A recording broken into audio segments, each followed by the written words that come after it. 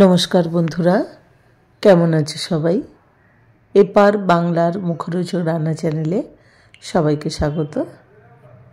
আজকে আমি কাঁচা আমের টক মিষ্টি ঝাল আচার বানিয়ে দেখাবো। তার জন্য 7টা গোটা আম ধুয়ে পরিষ্কার করে শুকনো করে তোয়ালে দিয়ে মুছে শুকনো করে থালায় রেখেছি।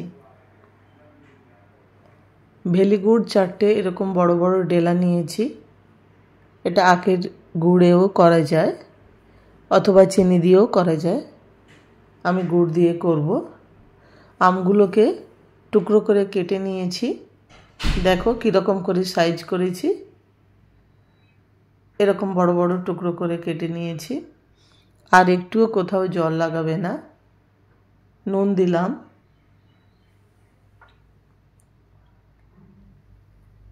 পরিমাণ মতো নুন আর হলুদ ভালো করে মাখিয়ে বেশ কিছুক্ষণ 1 ঘন্টা 2 ঘন্টা রাখলে ভালো হয়। ফ্যানের নিচেই রাখবো, রোদ্দুরে দেওয়ার মতো সময় আমার নেই। রোদ্দুরেও দিতে পারো, কিন্তু আমি এটা ফ্যানের নিচে রাখবো। নিচে বড় একটা ডেচকি দিয়ে চুপড়িতে নুন হলুদ মাখানো আমগুলো ঢেলে দিলাম।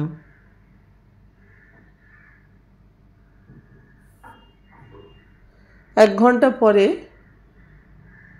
দেখাবো কতটা জল বেরিয়েছে। পুরো ফ্যান ছেড়ে শুকিয়ে নিতে হবে। আর নুন মাখানোর জন্য যে জল বেরোবে, জলটা চোপড়িতে দিয়েছি, ডেচকিতে পড়ে যাবে।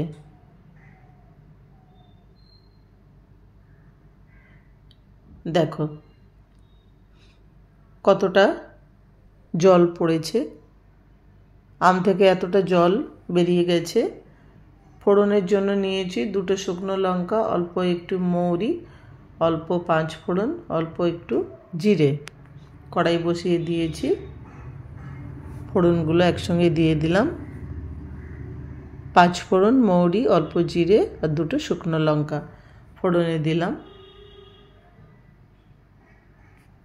আমগুলো বেশ খানিকক্ষণ কষিয়ে নেব।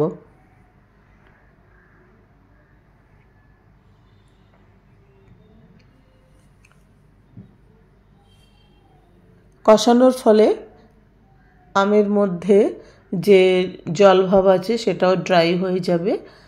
আর হলুদের যে কাঁচা গন্ধ সেটাও ভাজা ভাজা হয়ে যাবে। কাঁচা গন্ধ আর থাকবে না। বেশ কয়েকবার নাড়াচাড়া করে নেব। ওপর নিচ করে কষিয়ে নিয়ে একটু টাইট হয়ে যাবে।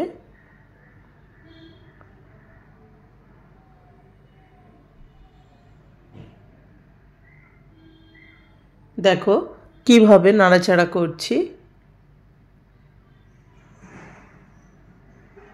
গরমের দিনে এই আমের আচারটা খেতে অত্যন্ত ভালো লাগে। এই আমের আচার অনেক দিন পর্যন্ত রেখে খাওয়াও যায়, কিচ্ছু হবে না। মাঝে মাঝে রোদ্দুরে দিতে পারো, রোদ্দুরে না দিও। আমি তো রোদ্দুরে দিতে পারি না, আমার অত সময় হয় না। ফ্রিজেই রেখে দিই। মোটামুটি 1-2 মাস তো থাকেই, যদিও অতদিন হয় না। এটা এত মুখরোচক যে অল্প দিনের মধ্যেই শেষ হয়ে যায়।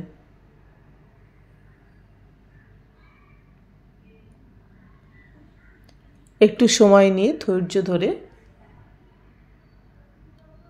আমটা কষিয়ে নিতে হবে। কষানো হয়ে গেছে। 4টে গুড়ের ডেলা দেখিয়েছিলাম, ওটাকে ভেঙে টুকরো করে দিয়ে দিলাম। এবারে গ্যাস পুরো লো করে দিয়ে পুরো আমের সঙ্গে গুড়টাকে মিলেমিশে যাবে। ফুটবে, ফুটে আমটা নরমও হয়ে যাবে আর আচার তৈরি হবে। এখানেও বেশ অনেকটা সময় লাগবে। কিভাবে বানাচ্ছি সবাই একটু দেখো। কষ্ট করে একবার বানালে খেতে কিন্তু খুব ভালো লাগে। নিজেরাও খেতে পারো। ভাত পাতে বাঙালির তো একটু আচার লাগে, তো এরকম আচার থাকলে কোনো কথা হবে না। বাড়িতে গেস্ট এলেও তাকেও দিতে পারবে। অসাধারণ স্বাদের এই আচার। বানাতে তেমন কিছু ঝক্কি ঝামেলা নেই। গুড়টা মেল্ট হয়ে গেছে, আমটাও চেক করে নিলাম, প্রায় সেদ্ধ হয়ে এসেছে।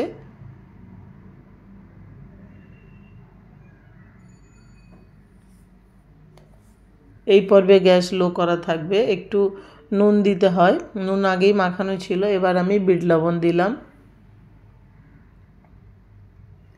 আচারের জন্য একটা মশলা, ভাজা মশলা তৈরি করা রেসিপি আমি দিয়েছিলাম আমার চ্যানেলে, সেটা সবাই একটু দেখে নিও।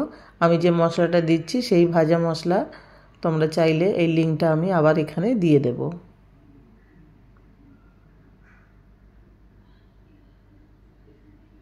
ভাজা মশলাটা মেশালেই তবে আচারটা খেতে ভালো লাগে। আর ভাজা মশলা কিভাবে তৈরি করেছি এটা আমি আরেকটা ভিডিওতে দেখিয়েছি। ভাজা মশলা যে যতটা পছন্দ করবে ঠিক ততটাই দেবে। আমি একটু বেশি পছন্দ করি, তাই জন্য একটু দিলাম। আর একটু দানা দানা থাকে তো মুখে পড়ে, আমের সঙ্গে খেতে খুব ভালো লাগে।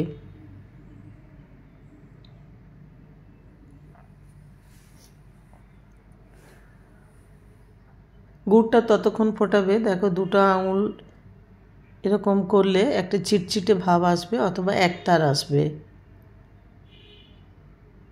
একতার আসবে, অথবা চটচটে ভাব আসবে।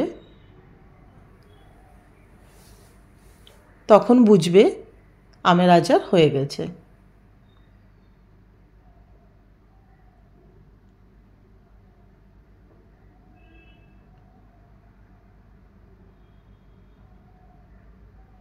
দেখতে যেমন সুন্দর হয়, খেতেও অসাধারণ হয় এই আচার। বাচ্চাদের কাছে তো কোনো কথা হবে না, বাচ্চারা লুকিয়ে লুকিয়ে খেয়ে নেয়।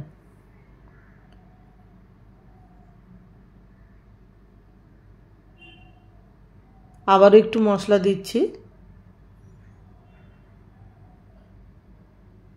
টক মিষ্টি ঝাল, একটু ঝাল ঝাল এই আচারটা।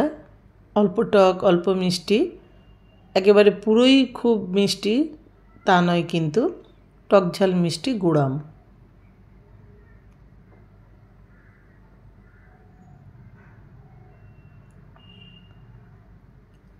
যারা একটু বেশি মিষ্টি পছন্দ করো তারা গুড়টা আর একটু বেশি দিতে পারো।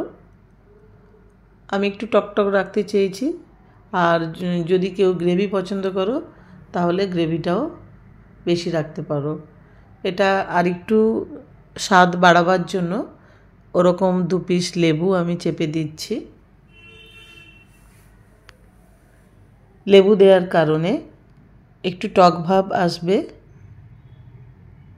স্বাদটাও এনরিচড করবে, আর আচারটা দীর্ঘদিন পর্যন্ত তুমি স্টক করতে পারবে।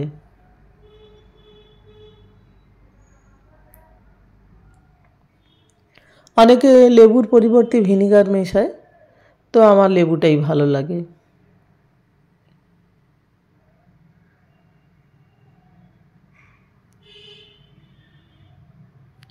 মোটামুটি 90% হয়ে এসেছে, আর কিছুক্ষণের মধ্যেই হয়ে যাবে। আমি সার্ভিং প্লেটে সার্ভ করে দেখাচ্ছি কতটা মুখরোচক, কতটা মজাদার হয়েছে টক ঝাল মিষ্টি এই গুড়াম। বন্ধুরা, যদি এই রেসিপিটা ভালো লাগে অবশ্যই ট্রাই করো।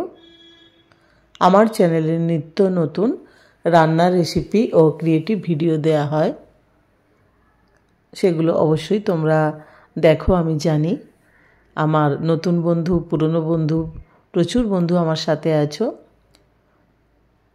তো বাংলাদেশ থেকে যে বন্ধুরা দেখো তাদেরও অনেক অনেক ধন্যবাদ, আন্তরিক কৃতজ্ঞতা জানাই।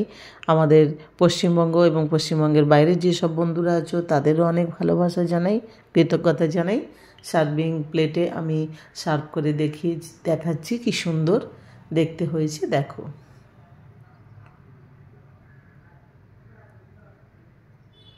জিভে জল এসে গেল। এরকম আচার সামনে থাকলে আমরা নিজেদেরকে আটকাতে পারি না। তো আবার কোনো নতুন ভিডিও নিয়ে তোমাদের সঙ্গে দেখা হবে। সবাই ভালো থেকো, সুস্থ থেকো।